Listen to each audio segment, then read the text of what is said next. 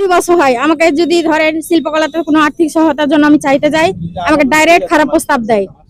আমি একটা যদি আবেদন নিয়ে যাই, আবেদনটা উল্টা আমাকে বলবে যে এই টাকা দিব, তোকে এই কাজ করতে হবে, আমার সাথে যেতে হবে, এখানে যেতে হবে, ওখানে যেতে হবে। আমি যদি মানা করতে যাই বলবে শিল্পকলাতে আসবি না তুই আর। এভাবে আমাকে খারাপ প্রস্তাবের করে। নিতে পাইনি ভয়ের কারণে, যে আমি বেরিয়ে চলে এসেছিলাম যে আমি ওখানে থাকবো না। যেখানে আমাকে খারাপ প্রস্তাব দেয় ওখানে আমি থাকতে চাই না। আমি নিজে একজন শিল্পী, আমি আরেকজন শিল্পীকে বলেছিলাম যে আমাকে এই প্রস্তাব দিয়েছে, বলছে পরবর্তীতে আমরা অ্যাকশন নিব। এভাবে তখন আজ এক জায়গায় এসেছি, এখন দেখা যাক কি করা যায়। 10 বছর থেকে আমি প্রাক্তন শিল্পকলা একাডেমির ছাত্রী। আমি 90 শতকের থেকে আমি শিল্পকলায় নাচ শিখতে 8 বছর শিখেছি, কিন্তু তখন তো আমাদের এরকম হয়নি। কিন্তু এই ফারুক ফয়সাল, এই স্বৈরাচারী এই দল এসে, এই শয়তান এই লোকটা এসে আমাদের শিল্পকলাকে জঘন্যতম। শিল্পকলা কোনো মেয়ে থাকে না কেন, শিল্পকলাতে কোনো মেয়ে যায় না কেন? একমাত্র এই সৃজনশীলতার জন্য, একমাত্র এই মেয়ে ধর্ষণের জন্য এই শিল্পকলায় কেউ যায় না। আমাদের মেয়েরা যে শান্তি পায় না শিল্পকলাতে, আমাদের মেয়েরা যে শিল্পী কখন যাবে? তখন যারা একটু সহনশীলতা পাবে, যখন তারা ভালো একটা ব্যবহার পাবে, তখনই শিল্পকলায় শিল্পীরা যাবে। কিন্তু মেয়েরা যায় না কেন? এটা আমার কাছে, তার কাছে প্রশ্ন যে মেয়েরা কেন চরিত্রহীন হয়ে রাজশাহী শিল্পকলা থেকে আউট করেছে ওনাকে চাঁপাইনবাবগঞ্জ থেকে একবার আউট করেছে, তারপরে কিভাবে আসে সে এখানে?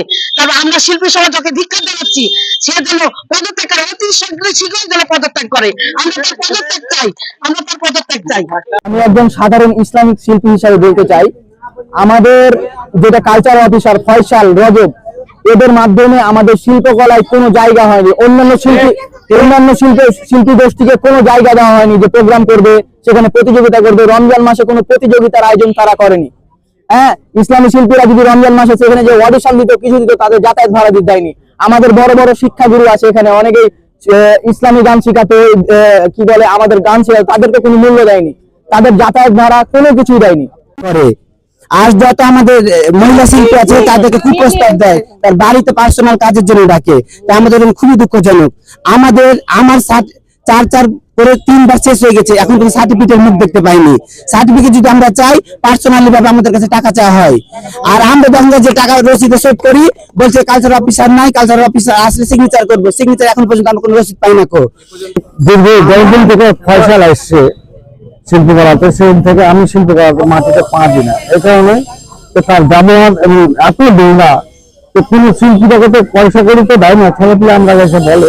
এই ব্যাপারে একটু বিচার চাই এবং তাকে এখান থেকে অপসারণ দাবি জানাচ্ছি। আসসালামু আলাইকুম। আজকে আমরা চাঁপাইনবাবগঞ্জের কিছু শিল্পী একত্রিত হয়েছে চাঁপাইনবাবগঞ্জ জেলা শিল্পকলা একাডেমির স্বেচ্ছাচারিতা এবং দুর্নীতির বিষয়ে অফিসার আছেন। উনি যা ইচ্ছা তাই সিদ্ধান্ত নিতেন এবং কমিটিতে যেসব মানুষ আসার যোগ্যতা আছে, যারা ভালো ভালো শিল্পী চাঁপাইনবাবগঞ্জে আছে, নামি দামি শিল্পী, তাদের সাথে সে কোনোদিন যোগাযোগ করে নাই। তার মনের মতন কিছু শিল্পী নিয়ে এই চাঁপাইনবাবগঞ্জে যেসব জাতীয় উৎসবগুলো হয়, এই উৎসবগুলা সেগুলোকে নিয়ে করে, ভালো শিল্পীরাকে সে বাদ দেয়। আবার তার অর্থের কেলেঙ্কারি তাদের কাছ থেকে পাওয়া যায়। যারা ছাত্র আছে সেখানে, যে সে 10 টাকা খরচ করলে সেখানে 1000 টাকা হয়ে যায় বিভিন্ন বাজেটে। কাজে আমরা আজকে চাঁপাইনবাবগঞ্জের কিছু শিল্পী একত্রিত হয়েছি, 72 ঘন্টার আলটিমেটাম তারাকে দিচ্ছি তাকে পদত্যাগ করার জন্য, এবং কমিটি, শিল্পকলার কমিটি বিলুপ্ত করে বৈষম্য বিরোধী, বৈষম্যহীন কমিটি তৈরি করতে হবে। আমরা চাঁপাইনবাবগঞ্জবাসীর পক্ষ থেকে আমরা বৈষম্য বিরোধী শিল্পী সমাজ, শিল্পী সমাজ, সাংস্কৃতিক কর্মী, আমরা বর্তমান চাঁপাইনবাবগঞ্জ জেলা শিল্পকলা একাডেমির বর্তমান যে কালচারাল অফিসার ফারুকুর রহমান ফয়সাল সাহেবের স্বৈরতন্ত্র, মন গড়া সিদ্ধান্ত এবং আর্থিক অপচয়,